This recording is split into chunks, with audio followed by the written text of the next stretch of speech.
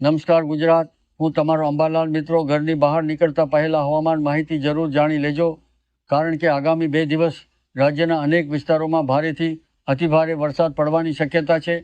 અરબી સમુદ્રમાં સક્રિય બનેલી લો પ્રેશર સિસ્ટમ અને બંગાળની ખાડીમાંથી આગળ વધી રહેલી નવી સિસ્ટમના કારણે સમગ્ર વાતાવરણ ખૂબ અનુકૂળ બન્યું છે. ગઈકાલે દક્ષિણ ગુજરાત અને સૌરાષ્ટ્રના અનેક વિસ્તારોમાં ધોધમાર વરસાદ નોંધાયો હતો, જેમાં માંગરોળ, નવસારી અને વલસાડ સહિતના વિસ્તારોમાં અત્યંત ભારે વરસાદથી જનજીવન પ્રભાવિત થયું હતું. આજે પણ દક્ષિણ ગુજરાત, સૌરાષ્ટ્ર અને મધ્ય ગુજરાતના અનેક જિલ્લાઓ માટે રેડ, ઓરેન્જ અને યલો એલર્ટ જાહેર કરવામાં આવ્યા છે.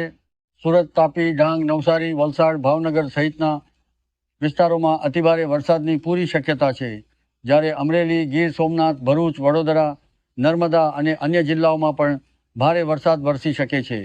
હવામાન વિભાગના અનુમાન મુજબ વરસાદનો આ રાઉન્ડ આગામી ઘણા દિવસો સુધી ચાલુ રહી શકે છે અને બંગાળની ખાડીની સિસ્ટમ મધ્ય ભારત તરફ આગળ વધતા ફરી ગુજરાતમાં ભેજયુક્ત પવનો ખેંચાશે, જેના કારણે અનેક નદીઓ અને નાળાઓમાં પાણીની આવક વધી શકે છે, તેમજ નીચાણવાળા વિસ્તારોમાં પાણી ભરાવાની સ્થિતિ સર્જાઈ શકે છે.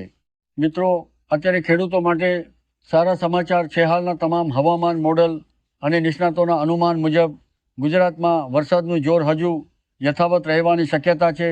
તેથી સાવચેત રહો અને સુરક્ષિત રહો અને અમારી ચેનલ સાથે જોડાયેલા રહો.